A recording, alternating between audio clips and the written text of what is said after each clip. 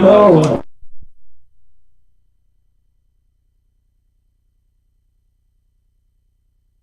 That's the one that turns off. Good.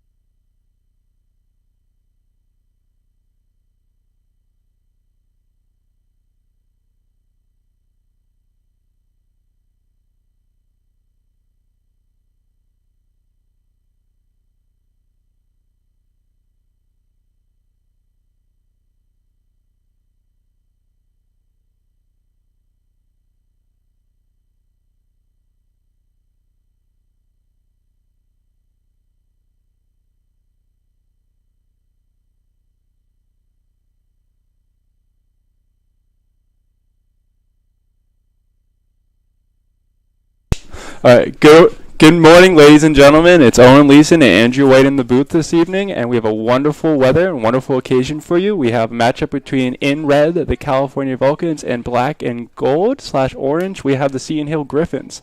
Andrew, any thoughts or ideas for tonight? I think it's going to be a pretty interesting game here between two teams that could really use some momentum.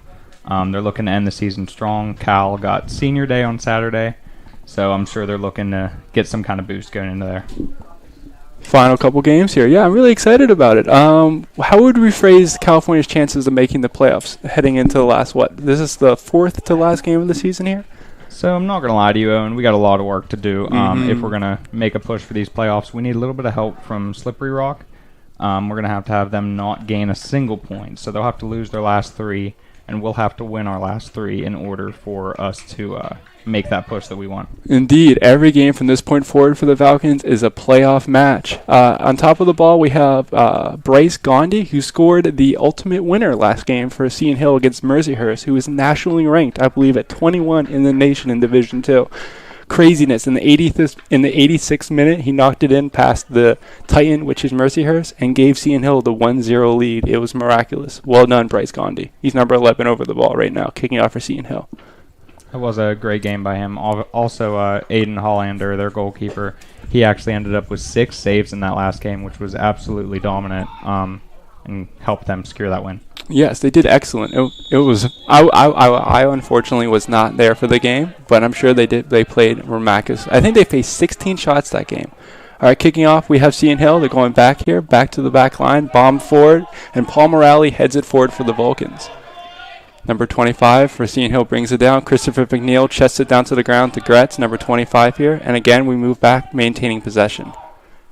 Slow and steady here. Gain your wits, calm the nerves. This is a big match here for the Vulcans. They finally have a match that they can win. This would be their first win in, 9 games here? I believe they're on an 8-game losing streak right now, yes. Yes, I believe their last game they won was against Slippery Rock all the way back on September 16th. And that was 2-1 over Slippery Rock, I believe. Was it at Slippery Rock? Yes, it was at Slippery Rock. And the goal in that game was actually a penalty kick by Jacob Gretz. So that was the last time that we tasted victory. Yes, indeed. Back and forth we go. Seton Hill maintaining some form of possession here, rolling it back and forth here, back to the back line, slow and steady.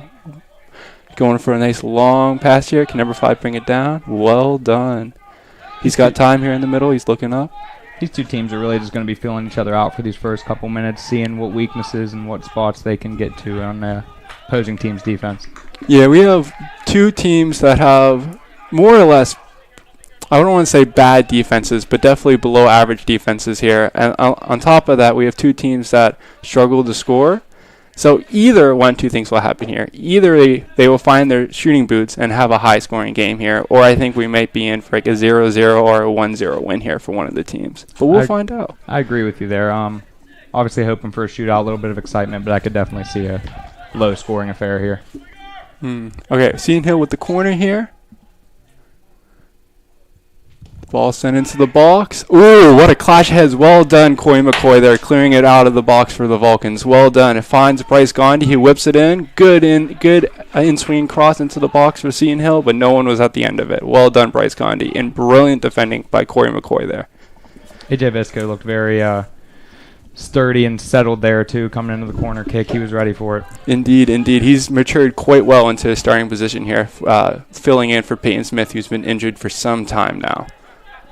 I would keep a close eye on Christopher McNeil, who just touched the ball here for Vulcans, number 11. He's a freshman who I think plays far above his years. He's an excellent midfielder. Great turn by Andre Billis, who is, of course... Ooh! Okay, here comes Corey McCoy. He tries to find the middle, and it's going to maybe roll out for a corner. Oh, brilliant job by the Seton Hill defender here, clearing it off the back line for a throw-in for the Vulcans and not for a corner.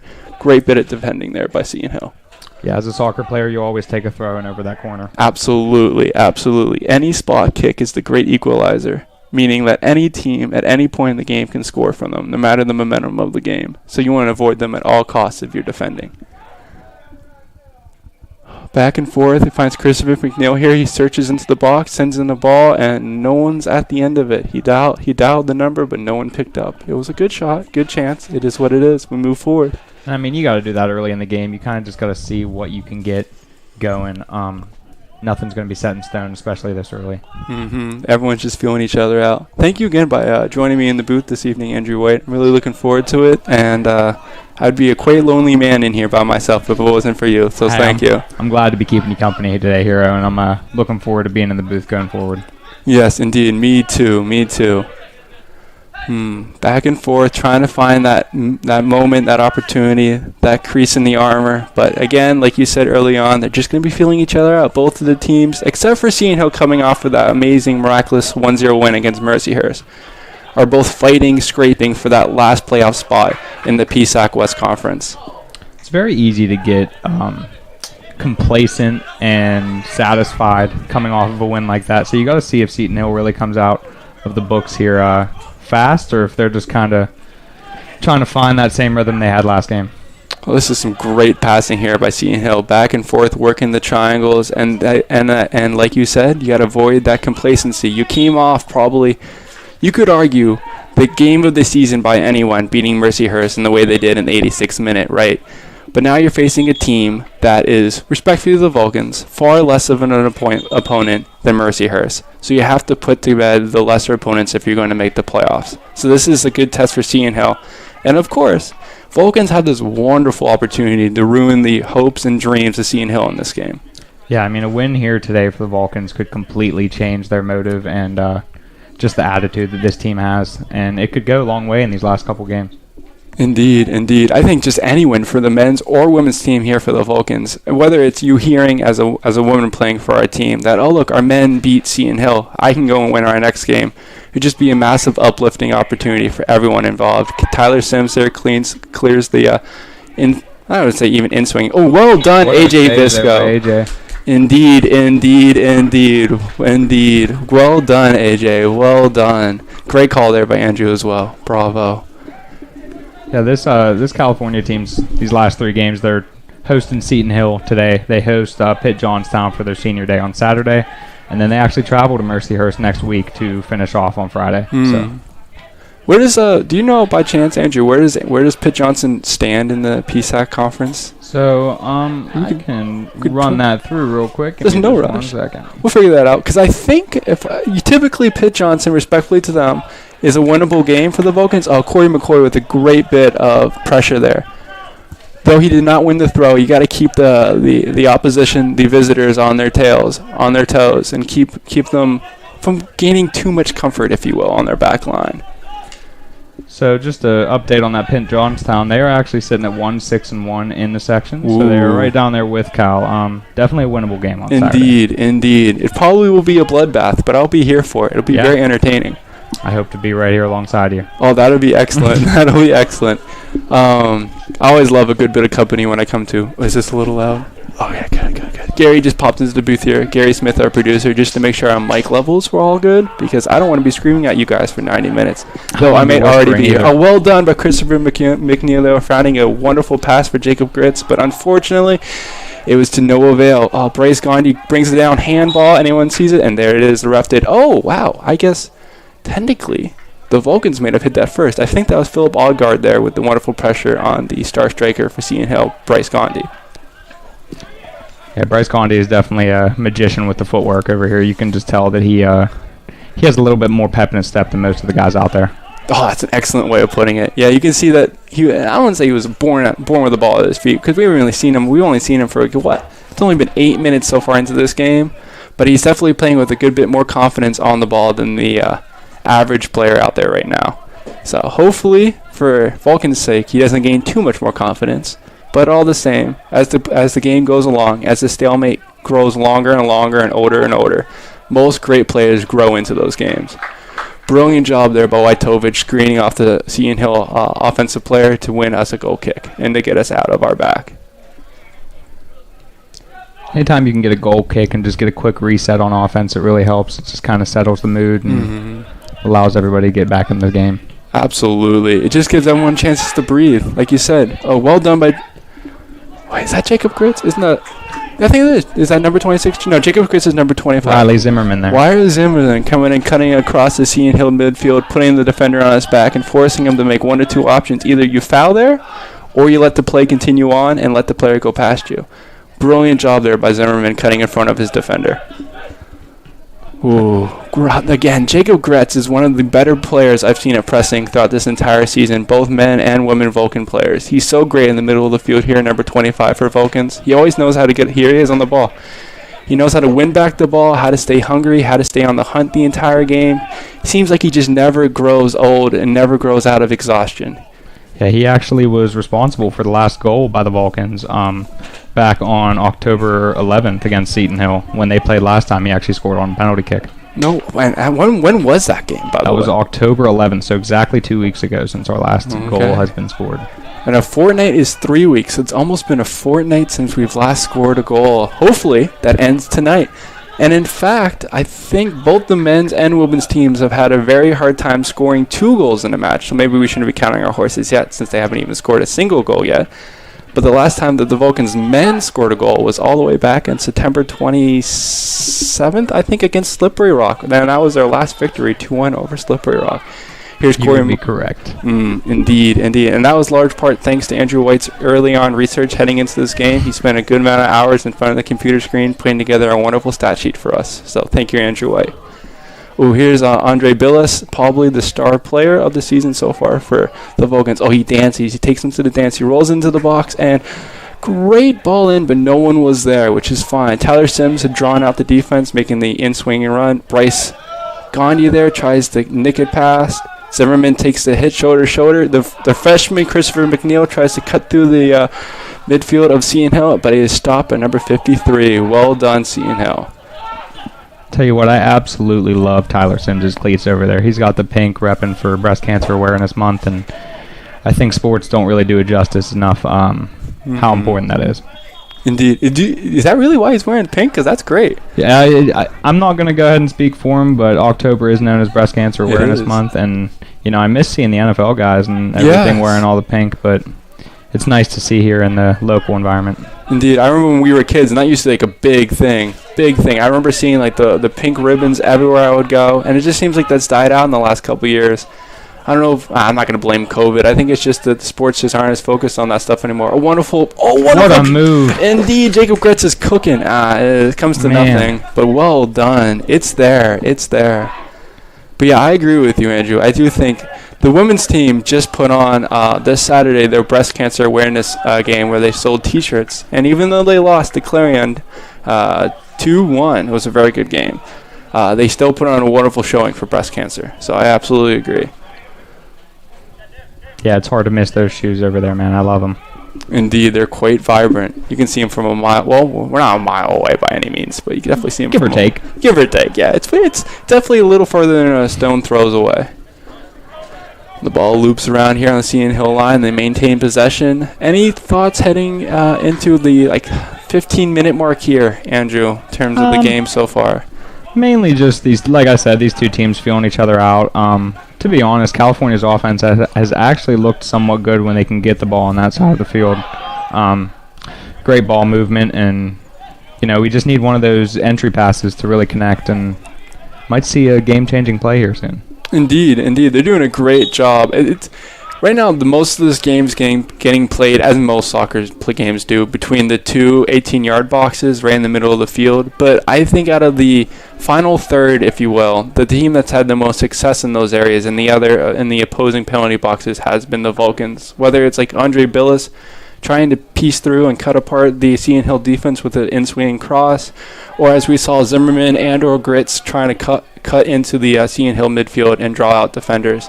I think you're right, Andrew. They are playing excellent offensive football so far. Yeah, that move by Zimmerman was quite spectacular. It really was. It was well done. Here's Billis chasing it down. Oh my goodness. Yes, And Corey Haley- McCoy! Yes! Yes!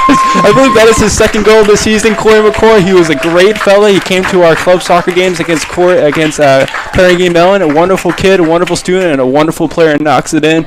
And like always, it's Andre Billis providing the assist. Well done, Vulcans. Andrew, how do you feel about that? I'll tell you what, Owen, you were asking for that goal after having a little bit of a loss in the last few games, and that was about as exciting as it gets here early on. Indeed. You can just feel like, even though the clouds are rolling in now, you can still feel the blue skies and the feeling of the stadium, man. Everyone's heart just fluttered, grew wings, and we went about 10 feet taller there. I think I can hear birds again. Middle of October. Indeed. Even the birds are singing for that goal. Well done. Great team goal. Corey McCoy at the right place at the right time, and Andre Billis found him in the middle. Well done, Vulcans. Hooray, hip, hip, hooray. I'm very, very excited about that. Andre's done a great job of finding his teammates all season long. Every time you check that box score, you just see whether it be an assist, a goal, or anything. He gets that ball where it needs to be. Indeed. He's only a freshman, which for me is outstanding. This entire team, whether it's Christopher McKill here, McNeil, number 11 here, he's out on the wing right now, or whether it's Philip Aldgard, or whether it's Andre Billis all in the front, is sprinkled with some immense freshman talent. Our freshman class this year is pretty spectacular, to say the very least. And a lot of these guys will be back next year, so get very, very excited about that. Seton Hill looking for the answer. They find Bryce Gandhi on the outside. He looks in. Number 25, number 10's waiting for him. He dances. Ooh! And unfortunately, wait for it, still here. Oh, brilliant turn by 10. He tries to find his teammates in the middle, and Paul Morale is there to clear it out. Well done, Seton Hill. He's got a chance to take a rip. Good block by, is that Percival? That is Nabinski. Well done by Nabinski, number 8 there, and by Vulcans blocking that shot. Back to your point about this team being young, Nabinski being one of the only 2 starting seniors tonight with him and Tyler Sims. So that could be, another reason for why this team has struggled this season. Give them some time to grow, mature, build some chemistry, and I think they'll be just fine going into next year. Are you a fan of, this is a little random, are you a fan of raw cookie dough or cooked cookies? Do you have a preference here? I used to be crazy about raw cookie dough when I was a kid, and then I got sick one day, and ever since that day, I haven't even looked at it again. Look at this. Gretz tries to find Billis. Is Billis offsides? He is. Oh, what a great move by Gritz. Gritz maybe should have just taken a rip there, but all the same, great idea. It's good to be unselfish. It always is. And Billis just caught in the wrong place at the wrong time. It is what it is. And in terms of raw cookie dough, I absolutely agree. Most cookies aren't good if you have to leave them in the oven for 10 to 15 minutes, and maybe a little burn at 15, maybe take them out. Depends how doughy you want them, right? But that's kind of how this team is, right? Raw cookie dough is good, but it often makes you sick. But if you let cookies sit in the oven, they get better and better and better. I mean, obviously you want to take them out at a certain point, but yeah, you got to let these guys have a chance in the oven to bake a little bit before we get all too excited about it. And I'm a crunchy guy, so I definitely want those in the oven for as long as they can be in there. Absolutely. And it does seem like Coach Savage here has done a great job of starting freshmen and having faith in the youth, which is excellent to see. Colin Wojtovich over there on the wing trying to cover it up, and Philip Algard comes to clean up and be dumpster man. And he is offside by a year and a half. Oh, it is what it is. But Andre Billis had the no withal to let the ball roll past and let the play continue so that the offside call was not called. Seton Hill here bouncing it forward, trying to find that corner flag, trying to find that run. Oh, man, this is amazing here by number 3, keeping possession of it. But Colin Wojtovich draws the foul, and he never gives up on the play. What a wily dog Colin Wojtovich is over there on the right back roll. Well done, Colin. Back to that almost goal that the Vulcans just came out with. You can just tell that this is why soccer is such a game of inches. You're in the wrong place at the wrong time, like Owen said, and just maybe a foot further than the nearest defender, and that goal comes back. 2-0 would have looked really good here for the Vulcans early on.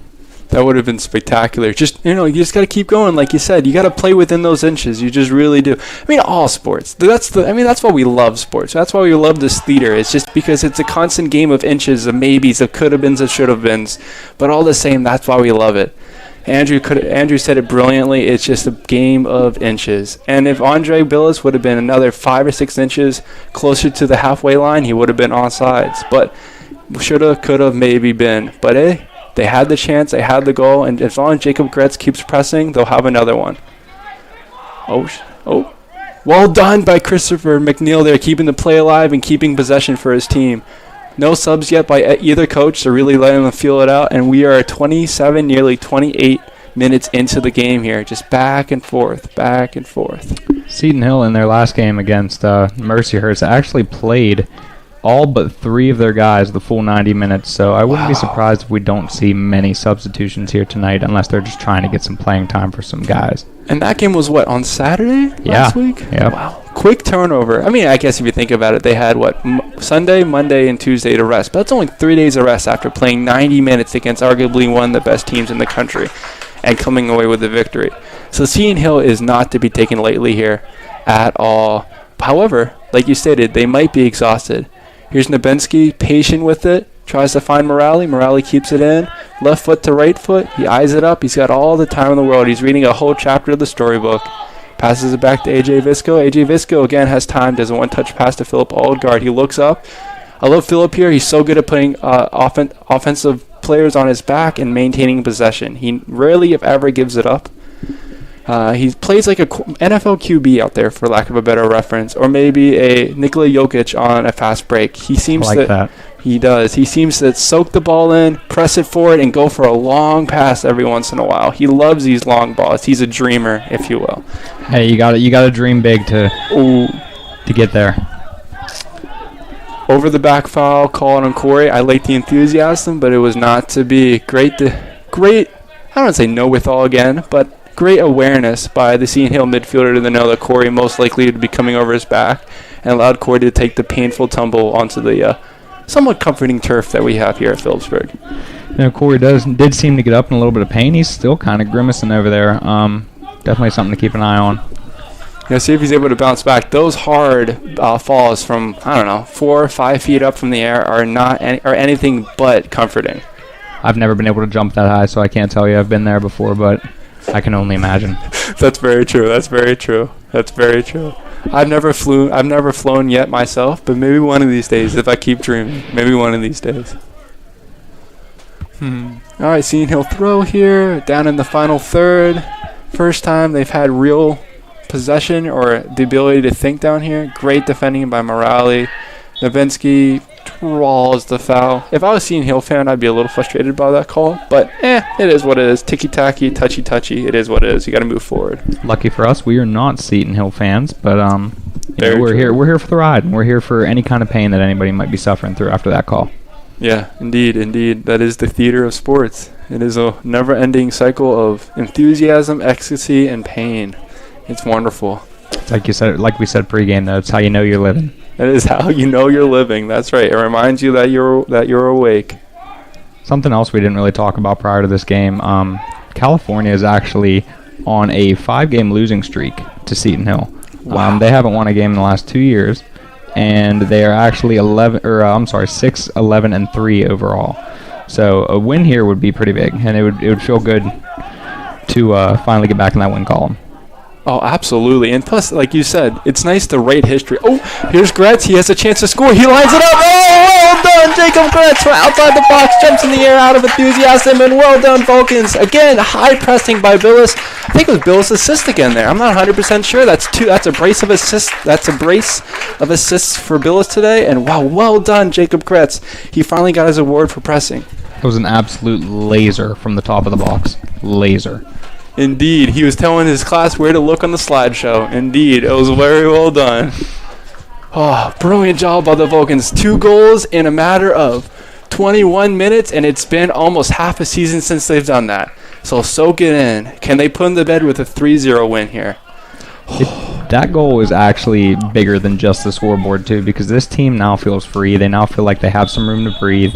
They feel like they can, afford to make a mistake or two, but not saying they should. But so it definitely changes the whole mindset. And now Seton Hill feels like they're on the ropes. So Indeed. We're going to have to see how they bounce back. Oh, man. It is a glorious feeling on the ropes, especially away from home. You feel terrifyingly free, where you're like, if nothing that we've done has worked, so that's a foul. Just dangled in a length there, number 25, Logan Lackey. He is a freshman from Pittsburgh, PA, a local kid. Bravo.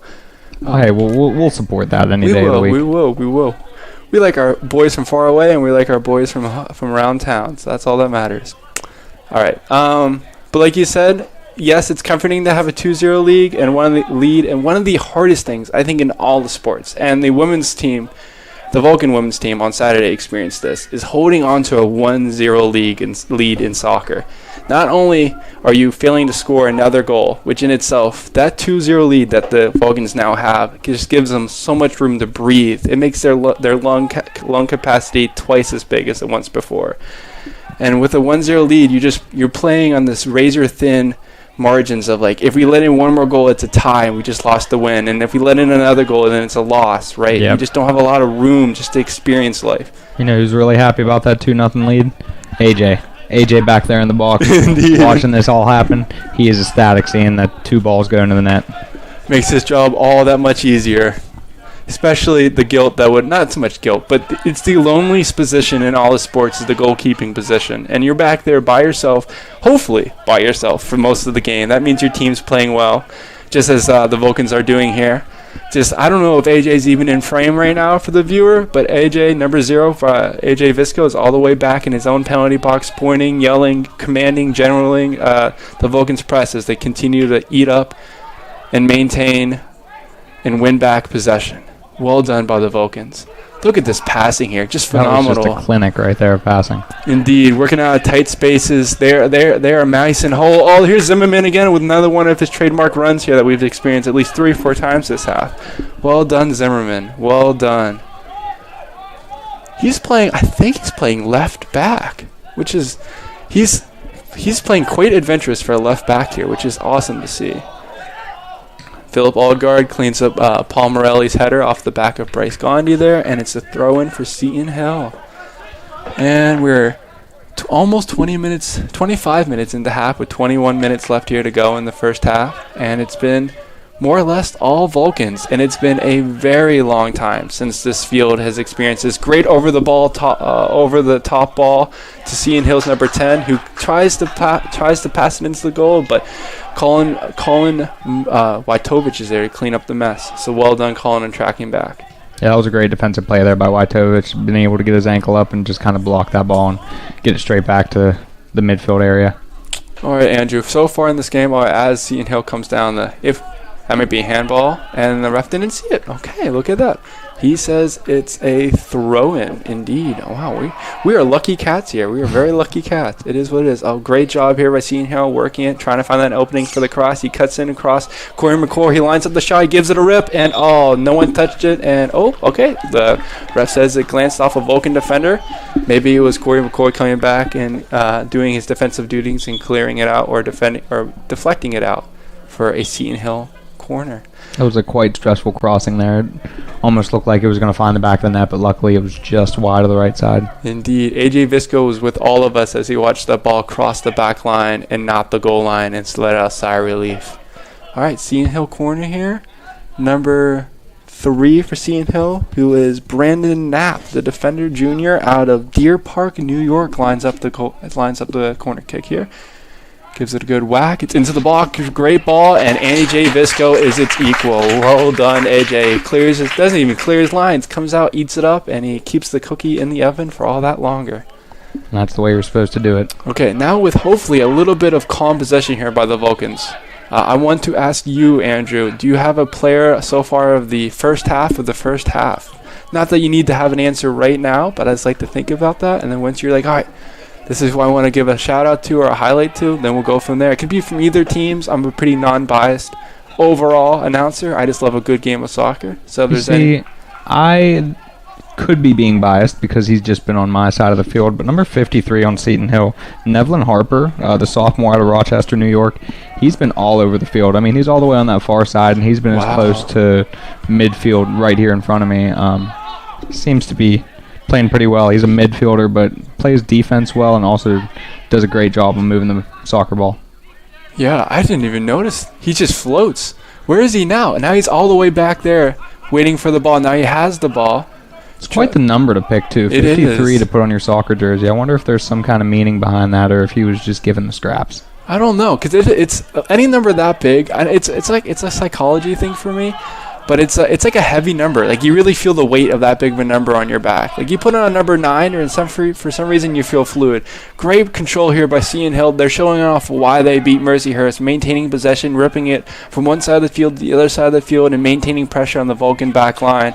The Vulcan really need to get a foot on this, or else eventually they will crack, and Seton Hill will find at least halfway to the equalizer with a goal here.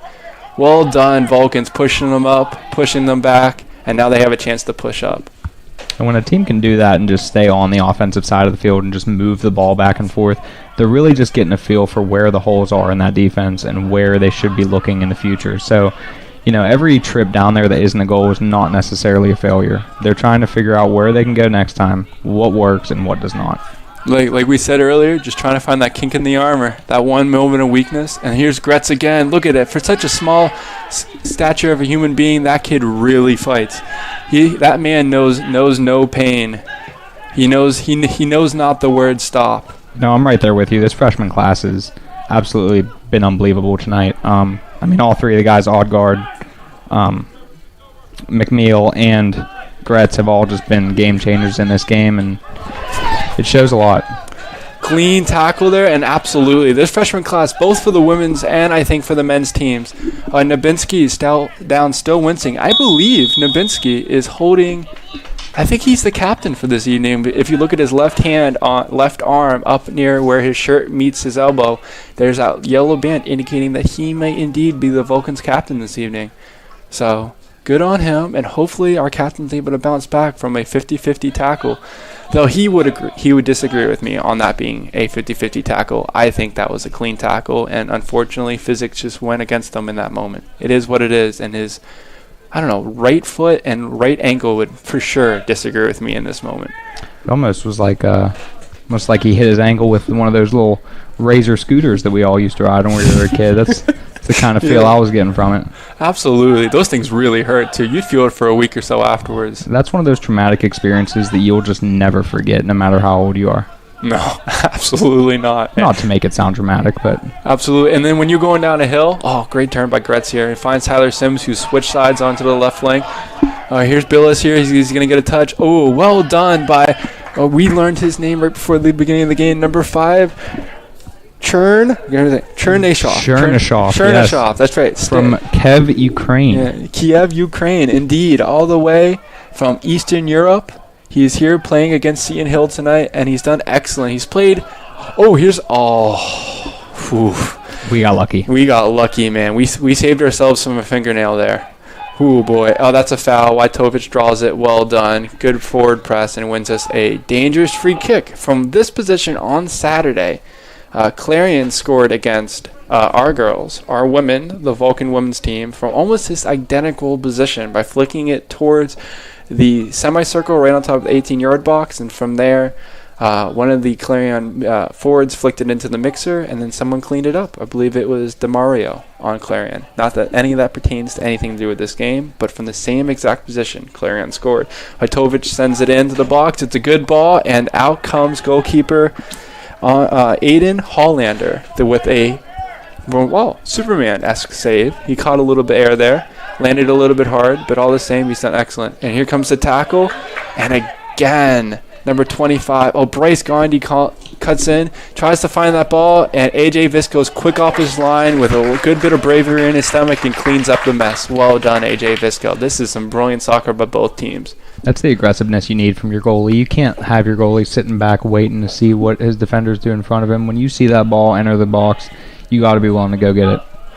Ball comes out to Zimmerman. Great defending there. Number 25 is having himself a day out here for Seton Hill.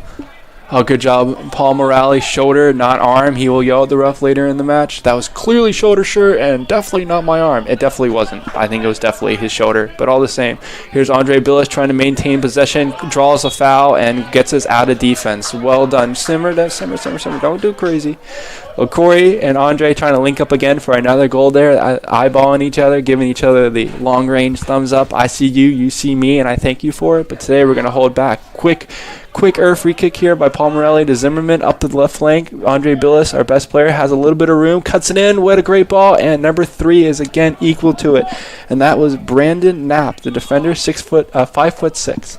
out of, well, again, he's their he's their corner kick taker from Deer Park, New Jersey. And now we have some subs here, ladies and gentlemen. Will my eyes fail me? So Tyler Sims comes off, and Corey McCoy comes off, the goalkeeper. I mean, not the goal scorer. Great shift by both of them. And on comes, who we got? We got number 7, who is Jake Harrington. Jake Harrington, and all the way on the other flank, who I haven't been able to see who it is yet, came on for Corey McCoy. What do I see here? Oh, it's I think he's number 12. I think it's Malachi Herdon, but don't hold me to that. All right, wins us a free kick over there on the right flank for the Vulcans. Wojtovich is over this one again, and we're eyeing up the big boys in the middle. Philip Odgaard stays back, but Billis and Morelli are in there in the mixer, and it's a low ball. Harrington goes for it, and again it's cleared. Okay, Odgaard's going to take a rip and Ventress, but I'm here for the dream. Absolutely, sir. Take a rip when you want to. Bryce Condi, what a wonderful chest trap there. Brings it down to his teammate. He works it back, cycles it back. Andre Billis doesn't give him the easy back pass, and now he takes it. He looks up, eyes balls the middle of the field, and there's the midfielder back to the flank, and Wojtovich equal to it, keeps it in, and now the ref says disagrees. Absolutely not. The ball clearly crossed the entire white line. A minute ago, you highlighted number 25 from Seton Hill. His name's Logan Mackey. I actually just found out he's the only starting freshman on this team. Really? Wow. That they have been, well, more or less seemingly an experienced team then. When we have, like, what, I think we had 4, McNeil, Gritz, Billis, and Odgaard are 4 starting freshmen this evening. And sometime experience comes in young forms. And tonight Vulcans have definitely proven that. This is under the lights here on a wonderful Wednesday evening, one of the last days where I'm able to wear a t-shirt and shorts quite comfortably and not shiver in my bones. The Vulcans are also fiery hot in front of the goal. So we've been blessed with a good game here, Andrew. You know, I think the temperature's actually raising from how well the Vulcans are playing on the field tonight. So indeed. I definitely feel you there with how hot they are. The forge is hot, indeed. Oh, okay, free kick for Seton Hill. Again, any stop kick is a great opportunity to score. Number 12 here takes it in the box. He's got some chances, and Nabensky, our captain, clears it out, and clears our lines and gives us a chance to breathe. Into the midfield, number 6 here. Who is a large man? He still dances with the ball. Oh, wow. And that's a foul. Nothing you can do about it. No card. Don't take out the card.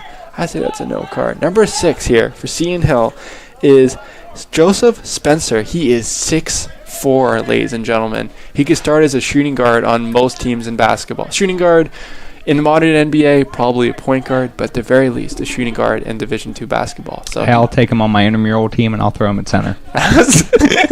Absolutely. In the intramural league, I'm sure that young athlete would absolutely eat it all up. Yes. All right, Bryce Gandhi and number 3, Knapp, are over the ball. Knapp's going to send it in the ball here. It's a good ball, and A.J. Visco is again equal to it, keeps it in bounds. The ref looks at his sideline ref, like, oh, did I go out of bounds? And the sideline ref says, I didn't see it if you didn't see it. And they move on with the game. Well done. Just checking across PSACs here. I actually just checked, and Pitt Johnstown, who will be playing on Saturday in the senior day, actually lost today at 3 p.m. to Mercyhurst. So the team that Seton Hill had beat on Saturday. Surprised with the no call there. Indeed. I want to continue on that train of thought here for a little bit, since we have a little bit of time with the goalkeeper having the ball. So by proxy, if the Vulcans win tonight, we're not going to count our eggs until they're hatched, right? By proxy, we could definitely beat Pitt Johnson then. If Seton Hill beat Mercyhurst and Mercyhurst beat Pitt Johnson, by proxy, if you believe in all these crazy realities, we could definitely beat on senior day at another home game. We could definitely beat the Mountain Cats as they come here. And if we're talking about proxy, Seton Hill beat Mercyhurst, and we are beating Seton Hill. We are indeed. So Mercyhurst, our last game of the year. Got to travel up there. You never know. You never know. That's right, because Seton Hill beat Mercyhurst at Mercyhurst. So if we maintain this game, which is a very long one still with 9 minutes left in the half, great tackle there. But I want to say it was Zimmerman or number 7 who is Harrington. Yes. Both of them. It does seem, unironically, with Billis rocking a mullet, Harrington rocking a mullet, and I think there are one or two other players rocking a mullet here on this team. That the mullet is definitely in for the Vulcans, as well as the goal in the back of the net. Some physical looks like that just seem to set with teams nowadays. There's certain teams, in baseball they like to rock the mustache, or in hockey they rock the beards. So, I'm all about the mullet game here. Me too. I think Western PA is probably the perfect place for it. That's very, very true. There's something about the hardiness of Western PA that either you fall in love with, or it wakes you up to a nice cold shower in the morning. It's one of those two, especially with the season changing right now. Whether or not I was walking on campus or going about our day-to-day lives this evening and also today, we were gifted with a beautiful day here in Western PA. The fall foliage coming down, great ball into the box, and great defending by Wojtovich and Aldgard there to clear their lines. They did not get a touch on the ball, but nonetheless, they did what they needed to do to make sure the ball goes out of bounds for a goal kick for the Vulcans. And that's another thing that, the casual soccer fan will look at that play and think that it's a failure. But when you can get a ball into the box like that and just give your team a chance, that's really all you can ask for. Yes. I wonder if, unfortunately for the PSACs, and to be fair, the statisticians for the PSACs, most of them being graduate students. Here's Rudkard, who just came in for, I don't know, is Billis still on the pitch or is Billis off? I think Billis is off. So Rudgard, with the leg brace, just came on. He began the season with a very long, luscious, blonde locks. Has now trimmed them all off and gone for the more militant, aggressive buzz cut, which I am in favor for. Both haircuts were phenomenal. The yellow locks were definitely more identifiable when you're up here in the booth, but the leg brace does help you out a good bit. I like how Rudkard plays. He plays with a lot of fire, and again, you see how hard it is to dispossess Odgaard as he tries to find that pass to Zimmerman on the left flank. Again, the man in the arm brace, easily identifiable by that, is having another hallmark game of breaking down presses and trying to find those line-breaking passes to his attackers and midfielders. Odgaard, the second international player featured in this game, as he is from Sweden for the Vulcans. He's actually a freshman this year, I do believe. Yeah, he's from Stockholm, Sweden. From Stockholm, Sweden, which is quite the far away. We also, Maya Hackinson, who's a freshman as well on the women's team, is also from Sweden. So we have, as Vulcan fans, with an eligible ticket price, we have been gifted with some amazing international student play this season. Whether it's Maya Hackinson on the women's team or Philip Odgaard here tonight for the men's team. I mean, you got to be pretty good if we're finding you all the way out there. That is indeed true. Shout out to the Gannon. That's a handball. Yes. Good try by Malachi. What's his last name? Malachi? Herndon. Good try by Malachi Herndon to cut into the middle of the field, but all the same, just a handball, as simple as that. Okay, with the half winding down, reaching the last 5 minutes of the half here, Andrew, any overall thoughts, just takes on the game so far as it's developed? Any opinions, beliefs, or ideas you wish to share? I haven't been to a ton of soccer games this year, but this team looks unbelievably confident right now. Regardless of their record, how many goals they score, they look really good right now. I know they're up 2-0, and it's not often that they are like that, but they're moving the ball well, and they just look like a confident group of guys out there. And when you're talking like this, Andrew, when I'm with John, I have a hard time getting in words because he's so good at what he does. But if in that moment they're cutting down the flank, feel free to take that from me. Have some fun with that. Don't feel oppressed. If you're in the middle of this idea, this thought, and you're all right, I want to continue it. I want to make it a continuous idea. Then you just continue, sprinkle in number 12 is making his way down the flank. Good move here by Seton Hill. But like I said, they're playing with a lot of confidence. The Vulcans are, and they're finding their spaces, they're finding their passes, they're finding their touches, and they're playing within those inches that you mentioned earlier in the game. I mean, and just right there, that defensive play by the two young guys. I mean, they really are creating this opportunity for the Vulcans. Shouts for a penalty there on Rudkard, but unfortunately I would have to somewhat agree with the ref there. Some refs, here's Bryce Gandhi trying to fight off the big man that is Paul Morales, and Paul Bunyan passes it back to our goalkeeper, and Bryce Gandhi's day in the sun is yet to come. I think if we even look away from him for 5 seconds, though, he's going to make us pay. That guy's all over the goalkeeper. Indeed he is. And again, you see Philip Algard breaking down the press, and he gets a foul on... Oh, he's complaining to the ref, which is fine. However, he's not so much complaining, I guess I should say. He's just trying to understand where the ref is coming from, even though the ref gave him a free kick. All the same, well done with Philip Algard breaking down the press there. But like you said, Bryce Gandhi, number 11 here, is definitely your man to keep an eye on, as well as number 8, Julian Marker, who got off to a fine mark last game against the Vulcans, scoring a brace or 2 goals against us, and that was away at Seton Hill. Great touch there by Bryce Gandhi. Number 8 is in the middle of the pitch. You see him now running next to Gretz, number 25, and he circles, he looks around. Harrington tries to win the ball, keeps it in play. Can he get past him? No. Chernyshov is there, his equal. Red card turns, that's a foul. Held him back, the ref didn't see it. Red card still has it, and he looks at the ref, and he says, nope, not today. It's like, okay, got to keep moving. Playing on 1.5 legs here. Red card is showing a lot of fight out there. Rain's starting to fall here at Soccer Stadium. We'll see if that has any effect on the way that this game turns out. Indeed. Their last home, I think there was a last home game against Mercyhurst on homecoming weekend. If you think this is bad rain, ladies and gentlemen, you should have been there for that Saturday game. They were not running, they were swimming. The middle of the pitch, where it's a little bit darker near halfway line, was not a pond. It was not a lake. It was a gosh darn ocean. The ball was skipping, crawling, and skimming across the ground that Saturday. Luckily, my good friend Adam had brought along umbrellas, and that is, we have an entry here to Stanislav should I say his name right? Chernyshov from Kiev, Ukraine. He hobbles off the pitch. A lot of fight in that young man. Doesn't even wait for the medical staff to get to him. He gets off the pitch so the game can continue.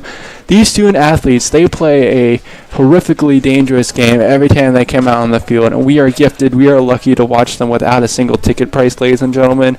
And whether it's the women's team losing lots of starters, whether it's Hannah Morton or Reagan Bromley, whether it's now with Chernyshov here eyeing up his ankle, I believe it's his left one, on the sideline.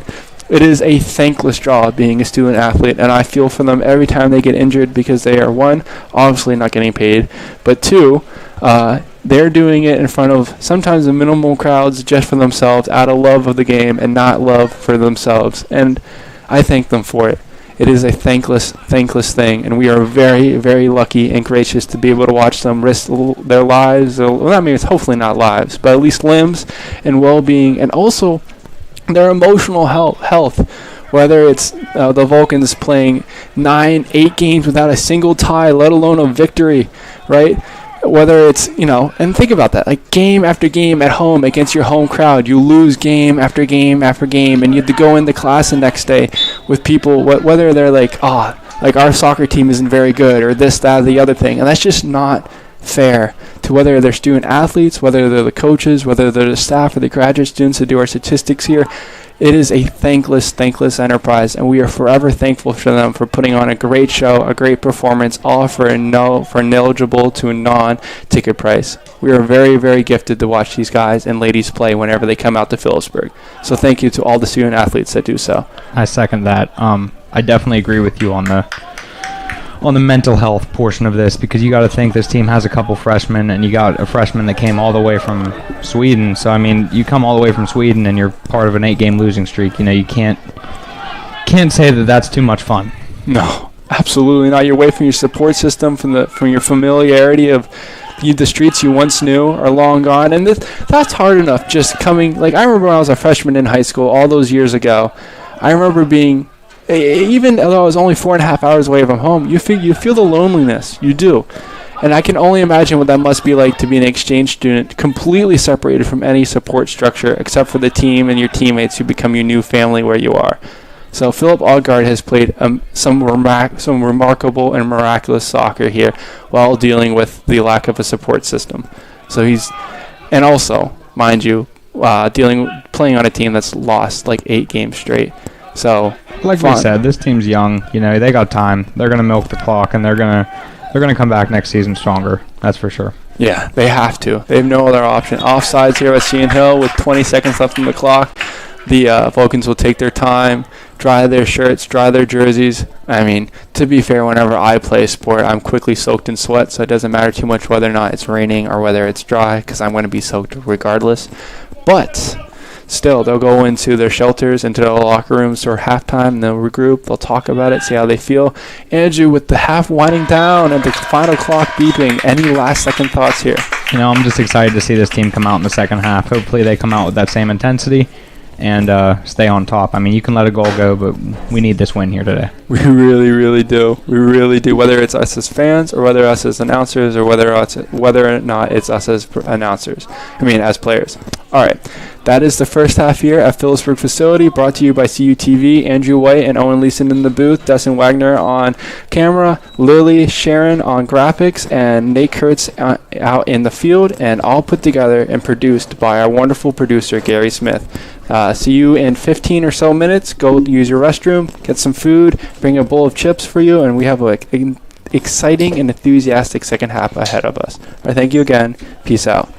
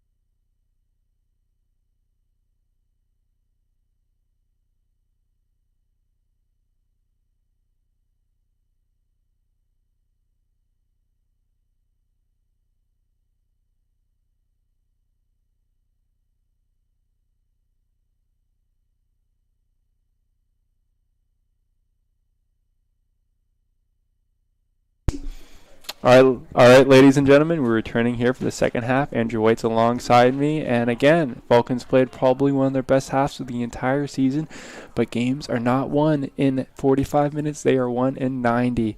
Can they repeat the historic first half? Arguably historic, since they scored 2 goals, and I can't remember the last time they did that in a single half, let alone a game. And can they keep Seton Hill? Can they keep that clean sheet and maintain this no goals let in? What are you thinking, Andrew? I think really just they need to come out here like the score 0-0. Keep that same intensity that they entered the game with and just ride the wave. Seton Hill's a good soccer team. I don't think that they should be taken lightly. And I think the second that Cal becomes complacent or too comfortable, Seton Hill is going to jump on the opportunity.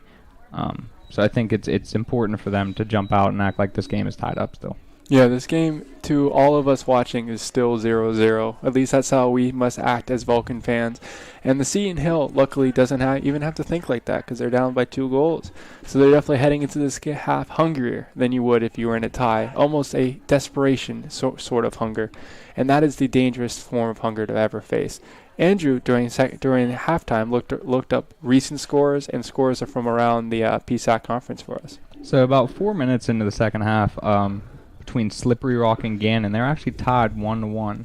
So Gannon's undefeated mark right now, I believe it's 13-0-2.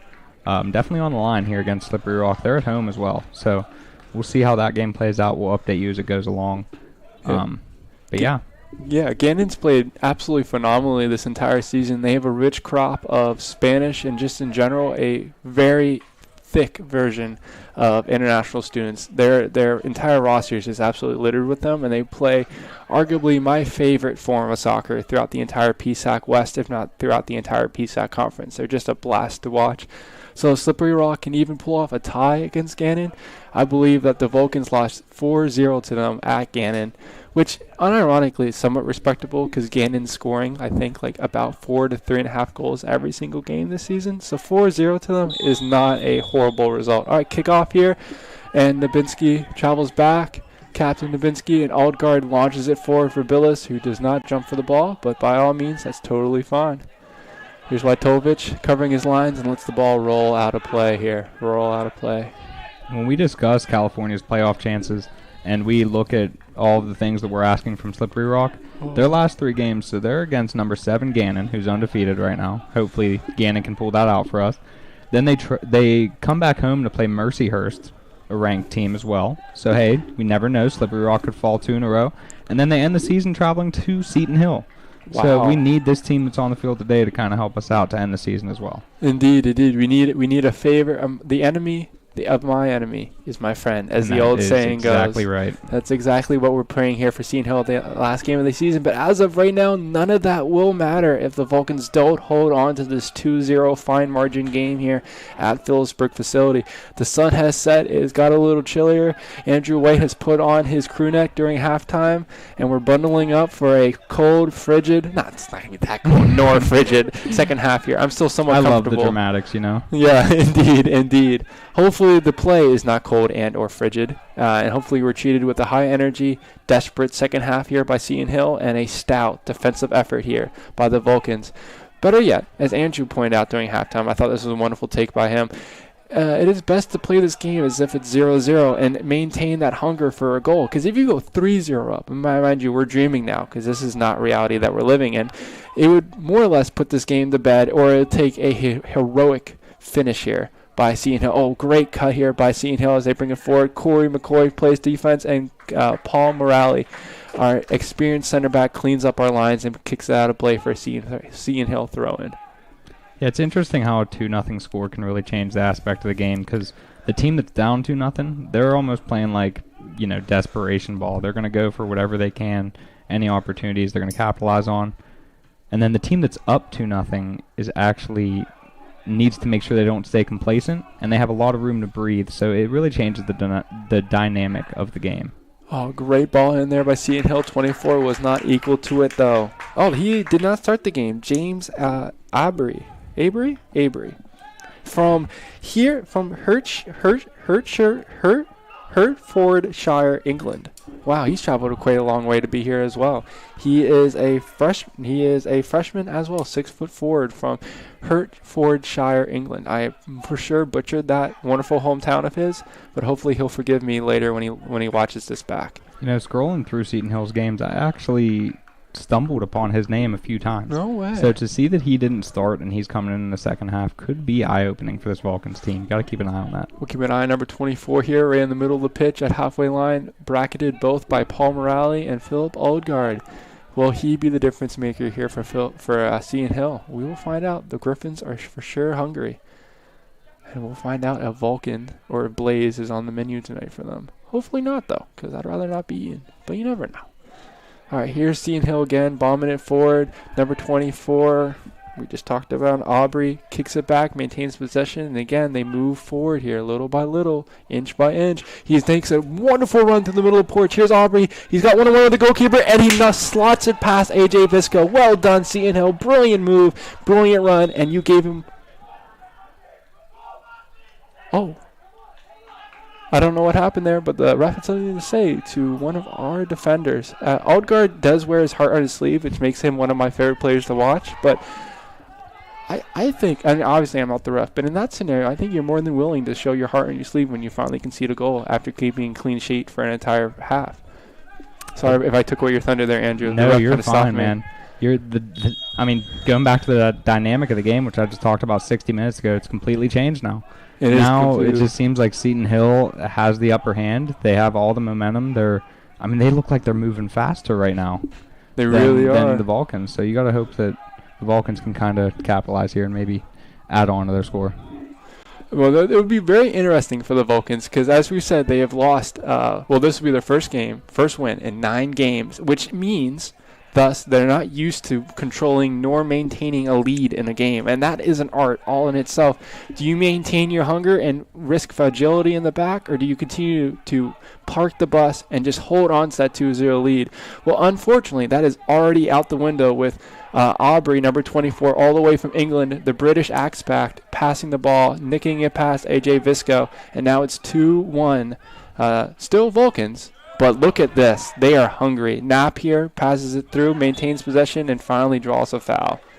And like you said, they're just simply moving faster. And that could very well win the game here in the next 15 minutes. You just got to imagine what their coach was telling them in the locker room. I'm sure none of them came out of there with a smile on their face. So getting a quick goal here in the second half was definitely what they were looking for. I think if I was Seton Hill's coach, I would only have to say one thing. Respectfully, guys, last game away at Mercyhurst, we beat one of the best teams in the entire league. If you guys want to make the playoffs, right, and continue to fight for bigger and greater things, then you simply must beat the team that's in front of you tonight, which is the Vulcans. This is a team you cannot afford to lose to. And the Vulcans, on the other hand, have to prove that coach completely wrong and tell them, look, I know you just beat Mercyhurst, but that means nothing, and that means nothing in the sunlight of today. Here it is, Griffins again. Again, Aubrey making damage, fighting his way through, making a move for his teammate number 8 here. Lines up a shot, and it's blocked by Nabinski. Rolls back around. That's, I think, Marker. Yes, it is indeed Marker here. Number 8 by Seton Hill with the ball at the top of the box. Now Billis has to hold up play, or does he take him on? Does he try to decapitate the entire Griffin by himself? And he does, and he wins us a throw. Well done, Billis. Sometimes it pays to be greedy. Okay, Corey sets it down. Smart move. You don't want to be trapped into this mindset of Seton Hill. You have to remember, this entire season, the Vulcans have been playing to a deficit most games, more or less, right? So it will be very, very easy for them to fall into this trap of helter-skelter that Seton Hill is now presenting to them. Right, and they must remember that they are the ones in the lead. That they are the ones that scored 2 goals, not Seton Hill, right? And they would do well to maintain their confidence, their poise, and their patience. Kill the clock. Enjoy the time that you have, that you've earned, right? You've earned the right to kill the clock this game. Soak it in. And now we have Christopher McNeil, the freshman, over the ball here. Freshman free kick for the Vulcans. He's a very good kicker of the ball. Well done. Lace it into the box, and again, it's Seton Hill clearing their lines, but Vulcans maintain possession. Wojtovich cuts in, doesn't draw a foul, doesn't fall down, and he's going to pass it out to Grits. And Bryce Gandhi comes back to forward to do some defensive duties. Yeah, running out the clock is definitely crucial here for the Vulcans, and they need to have the ball on their side in order to do that, and they're doing a pretty good job of that right now. Indeed. It's just whether you burn 10 seconds with a throw-in, 10 seconds with a goal kick. Great into the box ball there by Nabinski. Oh, flicks it backwards. Again, Nabinski, the ball is just continually in the air, and it's finally brought down by, I believe that is Marker. Marker is having himself a game there in the middle of the field for Seton Hill. Talk. Brilliant job there. Bryce Gandhi and the recent goal scorer and the most recent one, Aubrey, linking up there for Seton Hill. Look at Billis go. That man knows not the word fatigue. Thought we were gonna get a souvenir up here for a second. Indeed. Upper corner, upper 90, right into the broadcast booth. That would have been excellent. I was promised a souvenir when I came here today, so I'm still waiting on that. Indeed. Hopefully it's in the mail. Let's see if the postman delivers here. Odgaard doing his classic, let the press come, break them down with a simple pass. McNeil with his quick thinking, one-touch pass out to Morale. Slow and steady, maintain control, tire them out, make them run miles. Make them run not mere meters, but instead make them run miles. And don't give away silly passes. I don't think that was a silly pass. It was a good attempt there by Grits. Grits gives him a thumbs up, but still, just maintaining possession. How are you holding up, Andrew? You know, I'm holding up. I'm not loving the fact that they're too worried about burning the clock right now. I kind of wish they would play a little bit more aggressively. 2-1 is not a hefty lead. No. So you definitely want to be able to stay on the offensive while also keeping the clock on your side. I mean, heck, if you spent the entire season wishing for a 2-goal game, and now you have a chance to make it a 3-goal game, right? Like, it's one thing I don't think they've scored 3 goals this entire season, the Vulcans. So that would be absolute. I mean, if they scored 3 goals here, it would not only be a proof of concept for this game, but also for future games, right? You want to make this not a fluke. You want to make this. No, they have scored. They've scored 3 goals. They scored against Deauville. They point. Andrew did a great job. 5-1. Yeah, he did a great job pointing that out to me. I misspoke. 5-1 against what was it? Uville. Deauville from New York. That was back on September 20th. Indeed. What's the dog that has like the little like keg around its necklace around its what do you call that Bernie Shepherd Bernie German Shepherd? No. Bernie Shepherd? It's like Bernese mountain dog. That's what it is. I think. I'll take your word for it though, and I can't say I'm a dog enthusiast, but they're just famous for like they're like rescue dogs up in the Arctic. They have like the little like medical kit around their neck. I can't remember it. Anyway, speaking of the Arctic, Philip Algaard makes a pass from Sweden all the way to the middle of the pitch here to Jacob Gretz. Slow and steady. Number 12 dances and takes him to the dance. Will you go to homecoming? Absolutely. And again, he fights it. That's a foul. Every day of the week. Maybe not? Okay, I guess technically he got ball first, and it's a good thing I'm not the ref, because I guess that wasn't a foul. Must be a slumber party on that far side of the all the guys laying down on the ground. Indeed. It's a good night for a slumber party. I think the clouds might be out. Not the clouds, but the stars might be out here in a little bit. It's hard to see under the bright lights of Phillipsburg.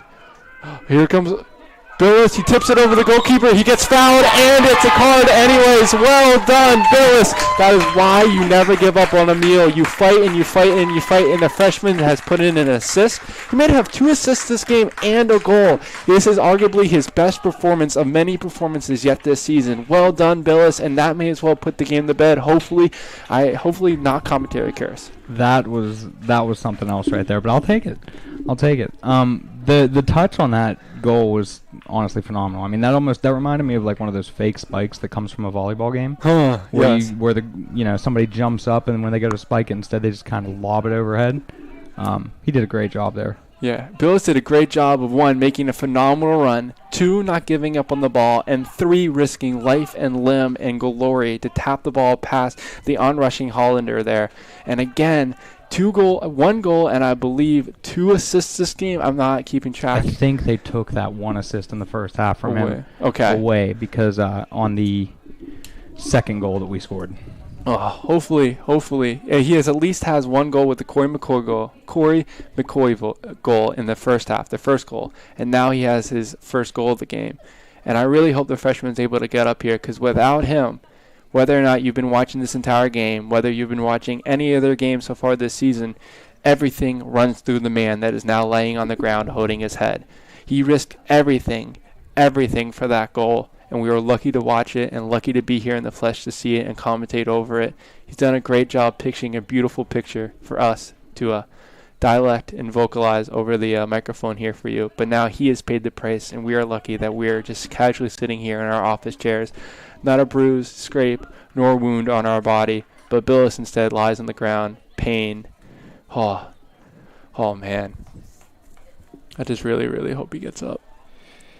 You will. I mean, there's not many great things to say from this situation, but one thing is at least there's only a few games left in the season. He's got a long time to be able to recover.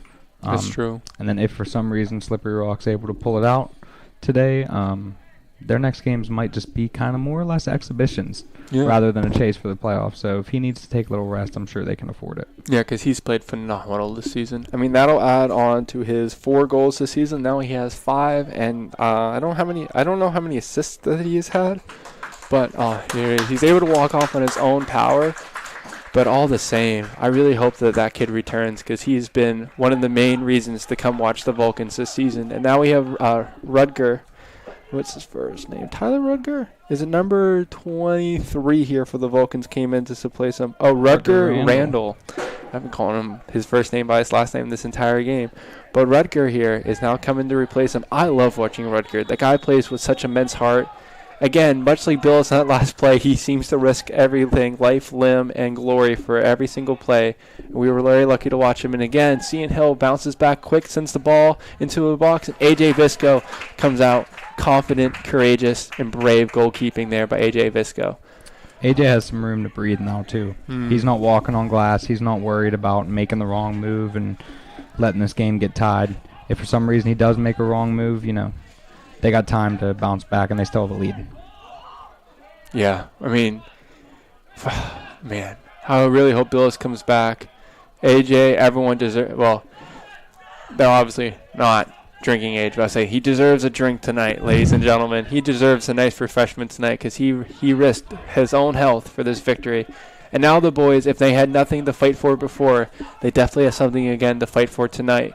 I think with their marksmen, with their leader falling down here and probably most likely not returning to the game, the Vulcans will turn a new page, and their heart will grow a little bit bigger, because they have something really to fight for now. They have skin in the game, as we might say. Man, I hate seeing injuries. I just hate seeing them. It makes my heart grow a little bit cold. Yeah, it's definitely the worst part of any sport, especially like collegiate sports. When like you said earlier, these guys aren't getting paid. They're not making a living. They're not paying the bills. They're just coming out here, honestly, giving up their study time to play a sport that they love. So I think, injuries, anytime you see it here in the collegiate level, is definitely depressing. Even Nabinski's out there harboring some form of injury from the first half. He just took a hard tumble there. Rutgers got in the middle of the pitch. He's going to take off. Can he fight for it? The goalkeeper's going to come out. Don't foul. Okay, good.